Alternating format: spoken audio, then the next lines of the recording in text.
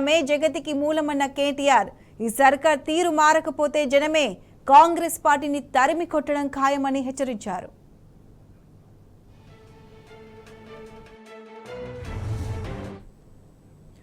Right, KTR tweet కి సంబంధించి పూర్తి అప్డేట్స్ మా ప్రతినిధి రాము అందిస్తారు. రాము, నల్గొండ మున్సిపాలిటీ అంతా కూడా తీవ్ర కలకలం జరుగుతుంది. సర్వత్రా కూడా విమర్శలు వ్యక్తమవుతా ఉన్నాయి. ఒక మనిషి కుళ్ళినటువంటి మృతదేహం 10 రోజులుగా వాటర్ ట్యాంక్ లో ఉంటే కూడా వాటర్ సప్లై అధికారులు కానీ వాటర్ సంబంధించినటువంటి సిబ్బంది కూడా గుర్తించుకోవడం, ఆ నీళ్లను ప్రజలకు అందించడం, తాగడానికి అందించడం అత్యంత దారుణమైన విషయాన్ని ప్రతి ఒక్కరు కూడా ఆందోళన చేస్తూ ఉన్నారు.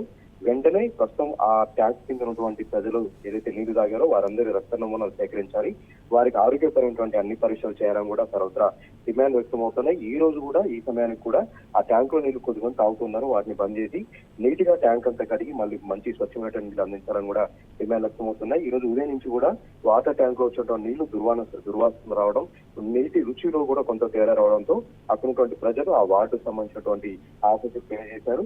తెలియజేసిన తర్వాత కూడా 3-4 గంటల తర్వాత ఈ రోజు మధ్యాహ్నం 3-4 గంటల ప్రాంతంలో అక్కడికి వచ్చి తనిఖీ చేయగా అందులో కులినటువంటి మృతదేహం లభ్యమైంది. దీంతో ఒక్కసారిగా భయాందోళనకు గురయ్యారు. ఇదే రకంగా 2 నెలల క్రితం నాగార్జున సాగర్ లో కూడా ట్యాంక్ లో కూతురు పడి కుళ్ళిపోయినటువంటి ఆ నీళ్లలో పడి అవన్నీ కూడా నీటిని ఆ స్థానికులు తాగారు. వాళ్ళకు కూడా అదేవిధంగా రక్త నమూనాలు సేకరించి వైద్య పరీక్షలు నిర్వహించారు. ఆ నీళ్లు తాగినటువంటి ప్రజలకు ఒళ్ళంతా కూడా దొద్దులు రావడం, వాంతులు విరోచనాలు కావడం, కొంత అనారోగ్య సమస్యలు వచ్చాయి. ఈ రోజు జరిగినటువంటి ఈ ఘటనలో కూడా అక్కడ ఉన్నటువంటి వాళ్ళందరూ కూడా వైద్య సంబంధించినటువంటి పరీక్షలు చేయాలని కూడా కోరుతా ఉన్నారు. ఈ రకంగా వాటర్ సప్లై అధికారులు అదేవిధంగా ఏదైతే మున్సిపాలిటీ అధికారులు పట్టించుకోకపోవడం అనే ఇదంతా జరిగిందని కూడా చెప్తా ఉన్నారు.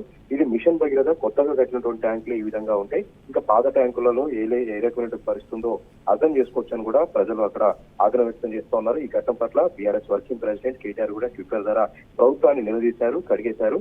ఈ పాలన ఇంత అధ్వానంగా ఉంటే కాంగ్రెస్ పార్టీ నాయకులు మాత్రం ఎన్నికలంటూ ఓట్లంటూ ప్రజల వద్దకు వెళ్తున్నారు కానీ ప్రజా సమస్యలు పట్టించుకోవట్లేదు. తాగడానికి కుక్క నీళ్లు ఉన్నటువంటి ప్రభుత్వాన్ని ప్రతి ఒక్కరు కూడా నిలదీయాలని కూడా ఇప్పటికే చెప్పడం జరిగింది.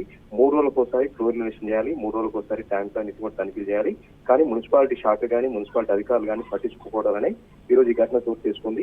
ఇప్పటికైనా వెంటనే బాధ్యులైన అధికారుల పైన చర్యలు తీసుకోవాలి. అక్కడున్నటువంటి ఎమ్మెల్యే మంత్రి కోమటిరెడ్డి వెంకటరెడ్డి కూడా దీనిపైన స్పందించాలని కూడా ట్విట్టర్ ద్వారా ఇప్పుడు చెప్పడం జరిగింది.